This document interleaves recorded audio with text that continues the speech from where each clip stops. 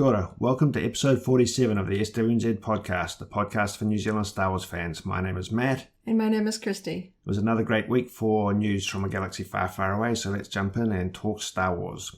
First up, I want to talk about the live-action series that are in production, or going to be in production next year. I'm going to start off by talking about the Ahsoka Series. This might be considered a little bit spoilery by some.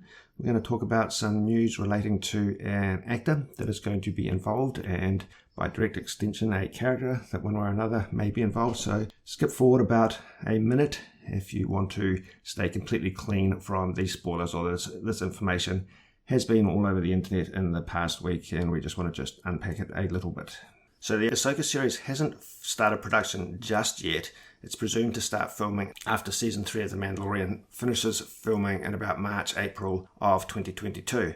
So we're expecting the Ahsoka live-action series to be available to broadcast in 2023. But the extremely interesting news that cropped up last week was a report from The Hollywood Reporter that Hayden Christensen would be involved in this show. That's very exciting to us. We know that he's been involved in Kenobi, of course, as Anakin/Darth Vader in one form or another, and somehow he may well be involved in the Ahsoka live-action series. The Hollywood Reporter has been reasonably solid when it comes to reporting this sort of early material, but the thing that really cinched this rumour, that makes it kind of a little bit more worth talking about than some of the other speculation or low-level rumours that come from various sources of people involved with production or so forth, is that in a now deleted Instagram post, Rosario Dawson, who is playing Ahsoka in the live-action series, made a post where she said, in response to the Hollywood Reporter link, "Sky Guy, they know, see you soon, snips." Now, this is interesting for multiple reasons. Clearly, she is plugged in enough to be aware of what may be due to unfold when filming starts, and or some early filming may have actually taken place as some of these actors have been available for other live-action series. But the thing that really stood out to me, obviously it's now deleted, the thing that really stood out to me is that she's either done a lot of research or she's got material available to her about what's upcoming to know about the use of the nicknames Sky Guy and Snips in association with Anakin Skywalker and Ahsoka Tano. Yeah, this was so exciting to me. I'm always excited when they bring in sort of established Star Wars actors to reprise their roles. I love seeing Lucasfilm being sort of loyal to their cast like that. It was super exciting to know that Hayden would be coming back for the Kenobi series, but I'm almost more intrigued about the Ahsoka series because we don't really know what time period this will be set. We assume, because Rosario will be the lead role, that it will be in the sort of post-Return of the Jedi Mandalorian era. So involving Anakin, we know that Anakin/Darth Vader died in Return of the Jedi. So this, speculation could be Force Ghost, or we see some manner of flashback to when Ahsoka and Anakin were working together. I would love to see that sort of dynamic in live action. Obviously we got a lot of it in the animated series and that's all fun, but there's always just something a little bit more tantalizing about live action depictions of things that we've seen in animation or books or comics and things like that. So I'm super excited to see Hayden Christensen involved with the Ahsoka series. Obviously Anakin is the most central character to Ahsoka, above Rex, I think, because of that such long history and during her sort of formative years. They work so closely together in that sort of master-apprentice role. It's got to be the closest bond that she would have. And obviously she's not that close to Darth Vader, so the reference of Sky Guy, it's got to be like an Anakin thing. Because obviously we have seen Ahsoka and Vader crossing paths in some of the animated series, which could be in this as well. She could just sort of be throwing it out there just as a kind of cute Anakin Ahsoka sort of little moment. Obviously it was a deleted Instagram post, we can't read too much into it, so it'll be interesting to see. Or it could be all three. It could be Anakin and Ahsoka in flashback, Anakin and Vader, and then Ghost Anakin. So much possibility here, a lot of speculation, but it's just exciting news. It's just a shame that we'd have to wait so long, that they're not filming these series concurrently. They're doing them one after the other, which I guess makes sense. They've got a dedicated team, dedicated volume stages to film on, so they're going to do them one after the other. And that means, I guess, we're going to get Star Wars films released one after the other rather than all at once. Yeah. So lots to look forward to. So obviously not locked in, but I think a lot more behind this than some of the other material that's floating around, so definitely worth talking about at this level and looking forward to. And as you say, the Ahsoka series is likely to be closer to the Mandalorian series because of what we know and to this point, and because of the use of Rosario Dawson as the live action actor for this. So if this pans out to be true, Hayden will be showing up in series set at quite different points in time, because this is quite distinct from the point in time that Kenobi's due to take place. So we haven't talked a lot about the Ahsoka series to date because there hasn't been a lot of material to talk about. There's all sorts of conversations around the internet about some of the other characters that could be involved, Sabine, Ezra, and Grand Admiral Thrawn, because of the way things wrapped up at the end of Rebels, of course. And also that moment in The Mandalorian where Ahsoka is fighting with the woman on the planet where she meets the Mandalorian and she asks about Thrawn. Now that Thrawn hasn't been involved in the Mandalorian, so I felt like that was a little bit of a jumping off point for an Ahsoka series. They're kind of referencing that she's trying to hunt down Admiral Thrawn. Thrawn didn't die at the end of Rebels. Dave Filoni had kind of hinted as much after that series ended that he wasn't dead. And that felt like a really obvious, we're just throwing that out there for the fans. Ahsoka's on a little bit of a personal mission. Thrawn is alive, and it feels like that's the sort of thing that we might see in a spin-off Ahsoka series. Yeah, like I say, there's lots of conversations about those specific characters and who may or may not have been cast for them. And without getting too spoilery, I think it's reasonable to talk about them as possibilities for the Ahsoka story arcs in one form or another. Because they're getting to the point where we're starting to fill in a lot of points in the timeline, I think it doesn't make sense to leave some of these loose ends just floating around. If we're revisiting Ahsoka down the line from beyond, what happened in Rebels and just after Rebels, it doesn't make sense just to ignore the things that happened after Rebels. So we'll see how that pans out, and we'll get more information about the Ahsoka as production sort of ramps up early next year. I definitely feel like Lucasfilm licensing is definitely getting fans sort of whipped up for the Ahsoka series, even though it's a little bit further down the line. I've definitely noticed a quite a noticeable increase in the level of Ahsoka Tano merchandise that's being available. We're seeing it from just about every licensee. I'm seeing sunglasses, necklaces, premium formats, hot toys, Gentle Giant mini busts, action figures, Black Series, like apparel, like whatever you can name, there's being an Ahsoka one up there. She's being brought up to the level of Rey and Leia in that kind of leading ladies sort of category, and they're really sort of pushing through the merch to sort of heighten her, I guess, awareness in the fan and sort of wider Star Wars community, the people that maybe don't read all the books or maybe don't watch all the animated series, trying to get the awareness and merchandise up there, so when the trailer hits, there's going to be a lot more people that are aware of her and are fans of her ready to go. Yeah, there's a specific, as you kind of imply there, there's a specific sort of sequence that marketing needs to take place to introduce new audiences to specific characters, and to also cater to audiences that are interested in sitting down and watching stuff on Disney Plus, but not necessarily delving beyond that. And so there needs to be a level of awareness be raised by way of marketing.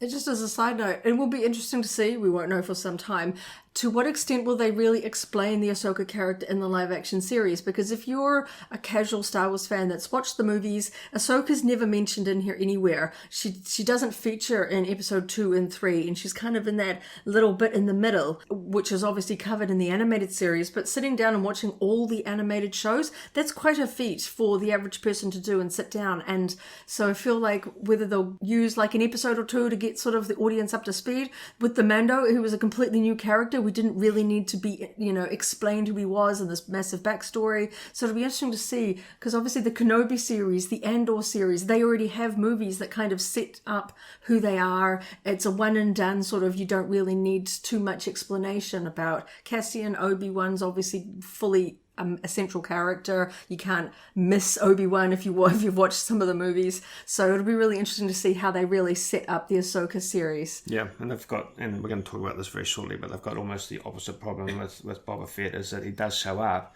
in the movies, so people have been exposed to him, but so little is known. So there is a special coming out on November the 12th on Disney Plus that's going to unpack that a little bit more, and we'll talk about that shortly. And it's not inconceivable that we'll see something like that for Ahsoka, because, as you say, she's if you're a fan of the animated series, you're quite familiar with the character, but you can't really expect someone to sit down and digest the entirety of the animated material just to come to an understanding of where Ahsoka is and how she got there. Okay, over the weekend, the Hasbro Pulse Con live stream event took place, and there was two main components to that we want to talk about now. The HasLab Rancor, and then all the new announcements related to Black Series and Vintage Collection product from Hasbro. Let's talk about the HasLab Rancor first. Now, we've known about this for a little while, but haven't had much in the way of solid detail. But we have now seen the full rendered images and get an impression of the scale and what also might be coming with this figure. It's priced at US $350, which is a shade under the Razor Crest price, and it has 4 tiers of stretch goals. It needs 9,000 backers to get its first, to get confirmation of its release, and then beyond that, at tier 1, 11,000, tier 2, 13,500, and tier 3 and 4 to be announced. And they haven't said what will be released or included with the product if those tiers are hit. But a couple of details. Its size, it looks like it's actually physically larger than the Razor Crest in terms of a product and the packaging. It's 17.5 inches tall. That's 44.5 centimeters tall. Quite large, just standing on a shelf like that. But if you pose him with his arms up in any way or out in any way, his arms up, he goes all the way up to 27 inches, 68 centimeters tall. His arm span is 42 inches. That's over a meter wide. So that gives you an idea of just how large this thing is. 45 points of articulation all the way down to all the joints of his fingers and his mouth and so forth. And to cap that news off, it's already been listed locally at EB Games at the price point of $799 New Zealand dollars, requiring a $100 deposit at this point. When the Razor Crest came out or was announced as being in development, it's not actually shipped yet, of course, it was actually available via EB Games and Mighty Ape, so it's entirely plausible that we'll also see this at Mighty Ape. We're just coming out of a long weekend yet, so they might not have got around to getting it stacked into their database and online. At any rate, having at least one confirmed local retailer is really exciting to see. Obviously, this is a big toy. I don't know, obviously it's not going to be just solid plastic, the body will be hollow, but this is going to be a pretty hefty figure, and I'm so excited to see it done locally, because international shipping's a little bit up in the air at the moment. We don't know. Obviously, some people have ordered previous HasLab items through freight forwarders. That can be a little bit tricky. This one shouldn't reach that customs limit point where you end up getting charged a lot more, but sometimes it's just nice knowing there's a purchase price, a bottom line. You know it's not going to be unpredictable. There's no exchange rate fluctuations. It's in local currency with local shipping. It's all nice and tidy, and there's no stress. So just to reiterate, EB Games will require a $100 deposit to lock this in, and you'll pay the balance when it actually becomes available down the line. Well, just as a side note, interestingly, this is a shade higher than EB Games charged for the Razor Crest, yet at Hasbro Direct, it's a shade cheaper than the pricing of the Razor Crest, but probably not enough to really quibble about, possibly a factor of the changes in global shipping and such like. But I think it's super useful for us to have it available via local retailers, and also just makes sense because Hasbro are going to get more backing if they make it available conveniently to collectors all around the world. If they're aiming for 9,000, they want to expand their market just beyond North America. I'm still quite sad that HasLab didn't get this international retailer distribution set up for the very first release for the sail barge. So many people in New Zealand would have locked that in at a local price point, a local retailer, if we were given that option, because it was really a little bit up in the air as to how big this thing was going to be in terms of its final shipping box, how heavy it was going to be, and whether that was going to be just one massive shipping bill and customs bill to import it. So it was a little bit too unknown. You didn't really know how much it was going to cost you all up, and just the headache and the unknown of whether that would even work meant that I don't think too many people in New Zealand got the sail barge out of how many people really did want it.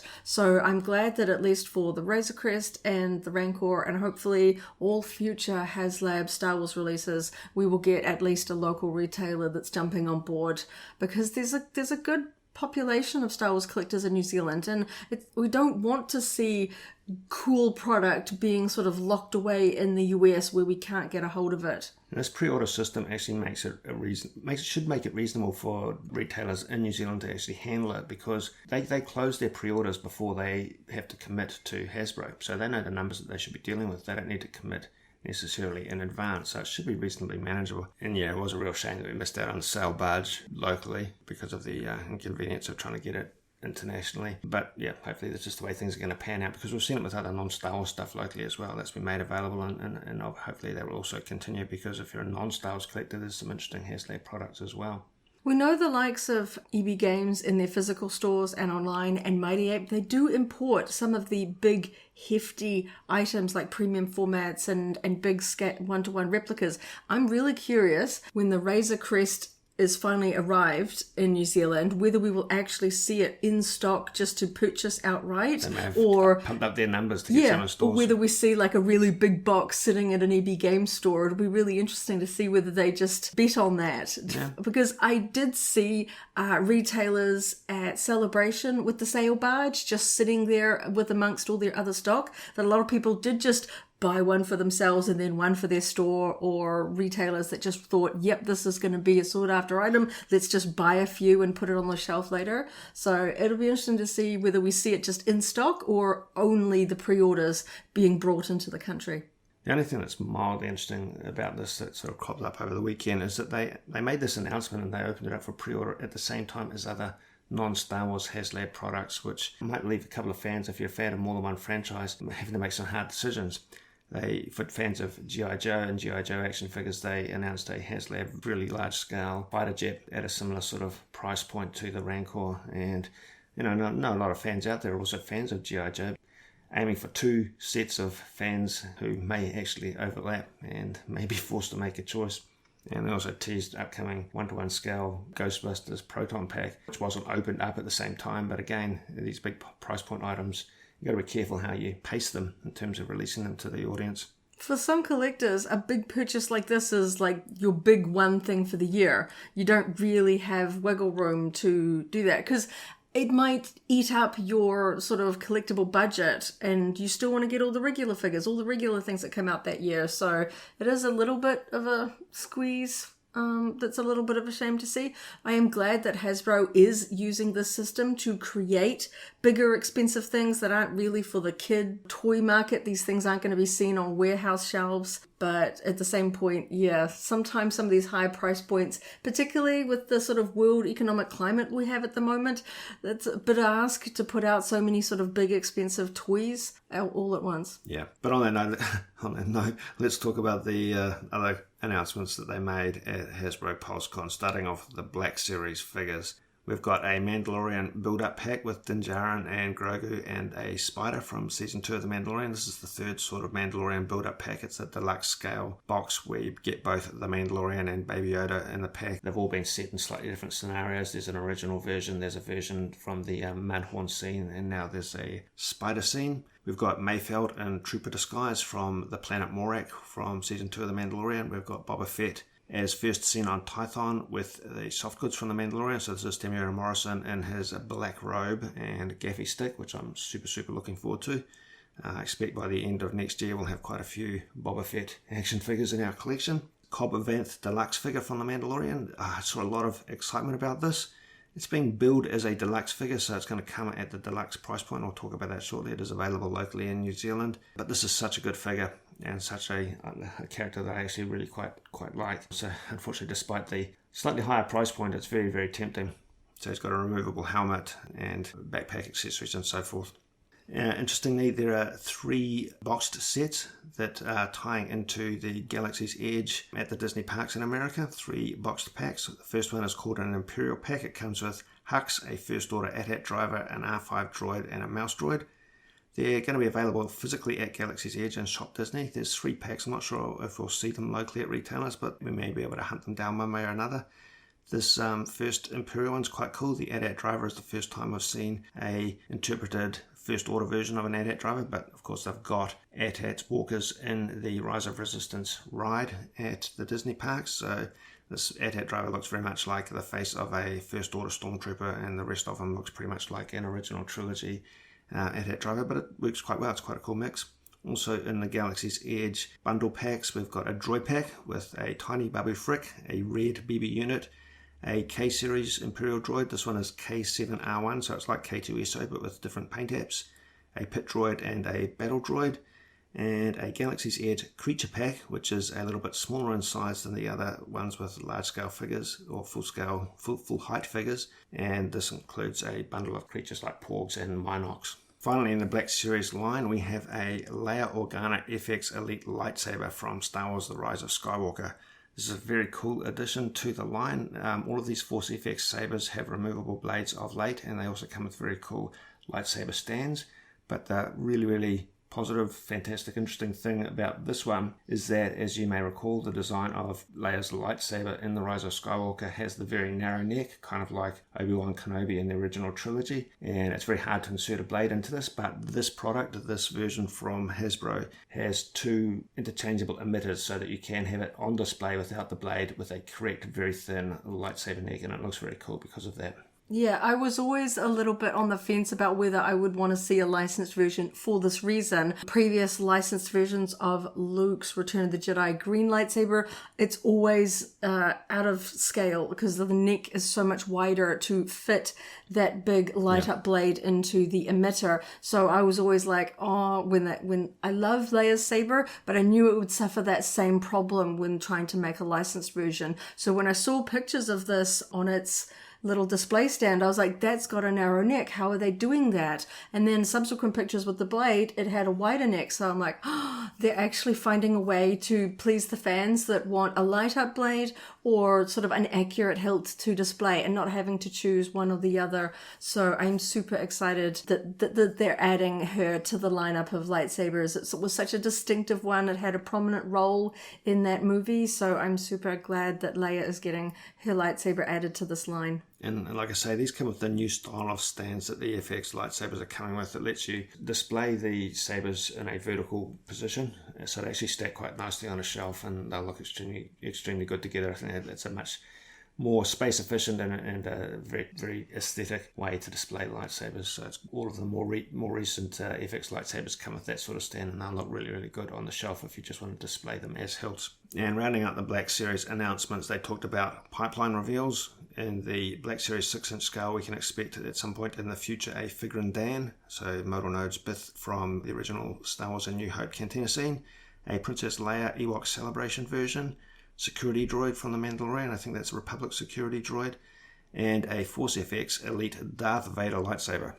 Interesting that they're going all the way back to original trilogy Darth Vader in this new format, but I actually think that'll be quite a fun one to have. We do have Darth Vader lightsabers in our collection, but the Force FX ones are such, as we were just already saying, such nice display pieces. Quite tempted to get those key characters. He's such a central character and his lightsaber is so iconic, but it's been a little while since we've actually had a full licensed version. Obviously, some of the most prominent lightsabers in the Star Wars galaxy are available at the Disney parks with their sort of legacy ones that come in a fun little box, but that's not really accessible for international fans in the wider Star Wars community. So it's fun that we have these options slowly trickling through. I do wonder if this is tied somehow to a bit of a lead up to Kenobi.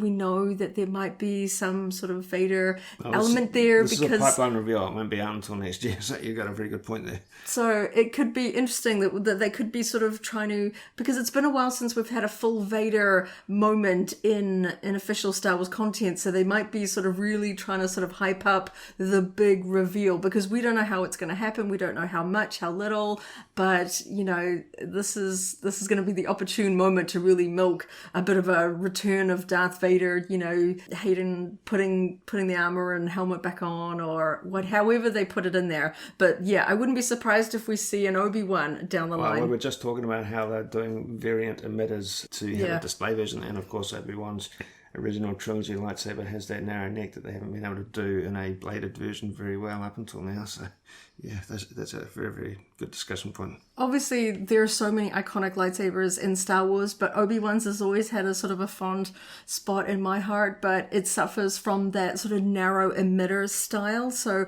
I'm really hoping that the layer with its two emitters is sort of leading into seeing the likes of Obi-Wan and Luke, Return the Jedi, and anybody else that has a slightly oddly shaped emitter, that they're going to give fans this option, because that has been a little bit of a restrictive point, I think, for a lot of us that love a lightsaber but don't want that distorted scale. So I'm super excited to see what else could become in this lightsaber range. The old ones were super popular. You'd see them at every Armageddon. They were in stock, but you couldn't take the blades off them. So it really did restrict how you could display them. You know, you had them stuck in the corner of your home or mounted on the wall. But this new one, being able to take the blades off, means that you can have the hilts on display in a much more space-efficient way with a nice sort of display all together where they're not taking up too much space, and then all just the electronic blades all just stored away. Yeah, they could sell those stands. I mean, I know there's plenty of options for lightsaber stands and lightsaber displays out there, fan built and so forth, but Hasbro could sell those stands by themselves and they would be just picked up off the shelves super quick. All right, from Hasbro Pulse, talking about vintage collection reveals. There is a wave that they're calling a specialty wave for 2022 that includes a range of characters with photoreal deco. The range includes Anakin Skywalker, Mace Windu, Obi-Wan Kenobi, and Ahsoka Tano. They're the first lot that are actually going to be available next year, and they're actually showing up at retailers for pre-order already. There is a Mandalorian build-up pack in the Vintage Collection line, as well as the Black Series line. And again, this is Din Djarin, Grogu, and the Spider from Season 2 of The Mandalorian. Following on from the sort of playsets that Hasbro's been doing of late, such as the Jabba's Palace and the Tantive Blockade Runner corridor set, we now have a Navarro Cantina playset with Imperial Death Trooper figure from The Mandalorian. So this is quite a fun playset. It's got a bit of the bar, it's got a window. We haven't seen what it looks like on both sides of the playset, but presumably it's sort of interesting from the exterior as well as the interior. The window can be swapped out, so you've got a smashed version of the window to recreate the scene at the end of Season 1 of The Mandalorian, or you can have an intact window if you want to just have a nice serene meeting between Din Djarin and Greef Karga to talk about bounty hunting. Yeah, this was fun. I'm always a fan of the Cantina playsets. Their pictures show a configuration where they've put two to sort of create a corner playset that I think would look fantastic as a sort of a diorama on your shelf. And we also heard a little while back that they were doing a 4-pack of Stormtroopers, an Army Builder 4-pack. They have now announced that they will do a Rebel Fleet Trooper 4-pack. So this goes with the Blockade Runner playset that we were just talking about, which is an earlier release that some collectors will already have in their collection. So Rebel Fleet Trooper 4-pack with 4 quite different troopers in it, so it's not quite just stamping different figures like this. The Stormtroopers, one of them had a pauldron and so forth, but these Fleet Troopers are a little bit different. I think one of them might actually be Captain Antilles, or at least has that variant costume versus the plain blue shirt ones. And pipeline reveals for the Vintage Collection, we've got ARC Trooper Jesse CT5597. And if I remember correctly, he was previously released in a 3-pack, which was a Hasbro Pulse exclusive and sold out extremely fast. So it's interesting that if it's the exact same figure or some minor variation thereon, will be available as a single figure on a card. We've got a 332nd Clone Trooper. These are the Ahsoka Tano decoed troopers with the orange helmet and the blue deco on their armor. A Mandalorian Super Commando Captain. This, I believe, is the Mandalorian with the red and black decoed armor with the Zabrak horns on his helmet from the Clone Wars. And also the Mandalorian and Trooper disguise from the planet Morak. This is the scene where Din Djarin puts on the Imperial Trooper disguise and later has to remove his helmet to get through the security face scanning. Yeah, these are all fun ones that we don't necessarily have. So I'm excited. A lot of pipeline reveals tend to be characters that have been done several times, so they're just adding them again with like slightly different details. But I'm excited by this lineup. I feel like these are ones that are going to look good in your collection, and I can't wait to see them in their full packaging. In terms of product releases, last week was week 2 of the Bring Home the Bounty campaign. Week 3 will be revealed tomorrow, Wednesday, New Zealand time. A lot of what they revealed last week was stuff we actually already knew about, so it's not too exciting. We saw things that we already knew about, like the Mando Retro Collection Wave 2. We saw some old, already existing LEGO sets, many of which collectors already got in their collections and built up. And they also included the Droids Vintage Collection cardback figures, vintage style cardback figures in there. So those products are not new. We did see from Gentle Giant in their vintage jumbo line, a concept Luke Skywalker figure to go with a previously revealed Macquarie Darth Vader concept figure. Unfortunately, although this is just a new thing, as far as we can tell, Gentle Giant, and as applies to this figure, are not shipping directly to New Zealand where they previously did. Mighty Ape and a few other local retailers do stock Gentle Giant, but we've yet to see if they stock some of the more newer things after this shipping change came into effect, so we're going to keep an eye on that one. And one other thing that was new from the Bring Home the Bounty week was a clothing company called Gold Sheep in the US, but they do ship to New Zealand, have done a range of sportswear for women and children. This includes the likes of leggings, sports bras, crop tops, sort of that sport, athletic zip-up jackets and things like that, and the same sort of matching for children. So there's a huge range, all sorts of Stormtrooper, BB-8, lightsabers, Star Wars logo, repeat patterns. Some of it's really quite neat, so check it out if you're in the market for Star Wars themed athletic wear. The company's called Gold Sheep. They're made in the US, so it's a slightly higher price point, and like you say, it's a very, very wide range, so I think it's probably going to be sticking around for a little while.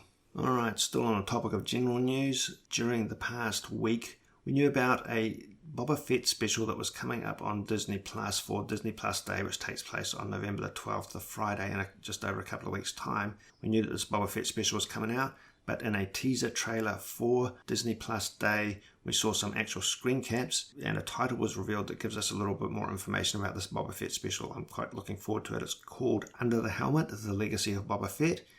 And the clips that showed up in this general Disney Plus Day trailer included behind the scenes from Empire Strikes Back, actual movie clips from Return of the Jedi, and scenes from events like Celebration Europe, where Jeremy Bulloch was seen in armour at Celebration Europe 2.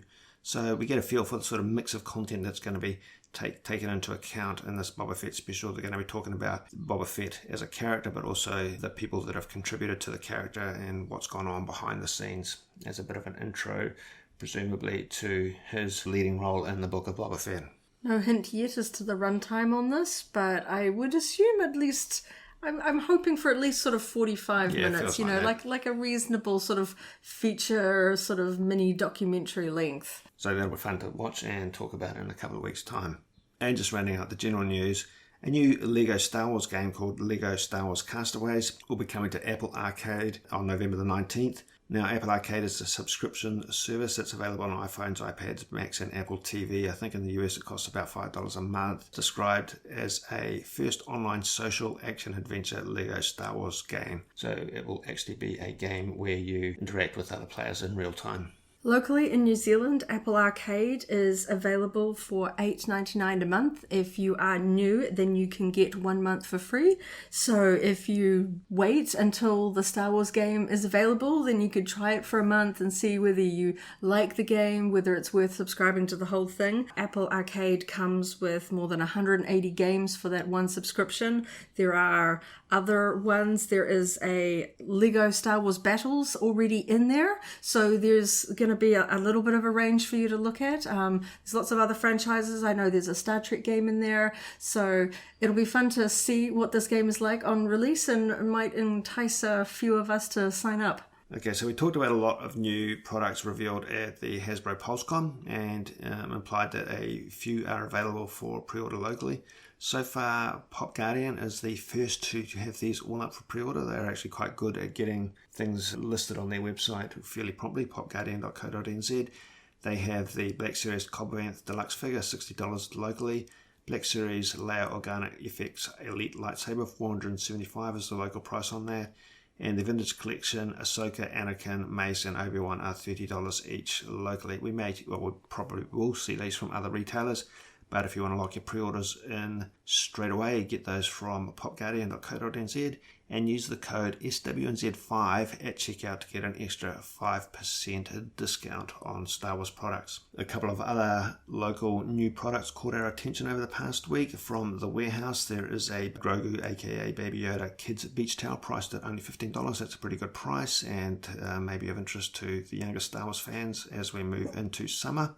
And a fun product from the Kmart, a Star Wars logo light, priced at only $16. This is a battery-powered or USB-powered display piece that's about 29 centimeters wide, so it's a decent size. It's just a classic Star Wars logo with an acrylic face that's backlit with LED lights. And $16 is an extremely good price for that. And on that note, that's about it for today's installment. I guess we're done doing talking. If you have any thoughts on topics we discussed today, we're definitely keen to hear them. Leave a comment on the YouTube page for this podcast or our website page. Thank you for tuning in. We appreciate you taking your time to listen to us, share our passion for Star Wars. Stay tuned to our website, SWNZ.co.nz, for Star Wars news for New Zealanders, and another podcast episode next week and every Tuesday. Kia ora, kia noho haumaru, thank you for listening and stay safe. Turou Hawaiki, may the Force be with you. If you enjoyed today's podcast, go ahead and like the video, check out the SWNZ Podcast playlist for our other episodes, and subscribe for alerts about new episodes. See you next time.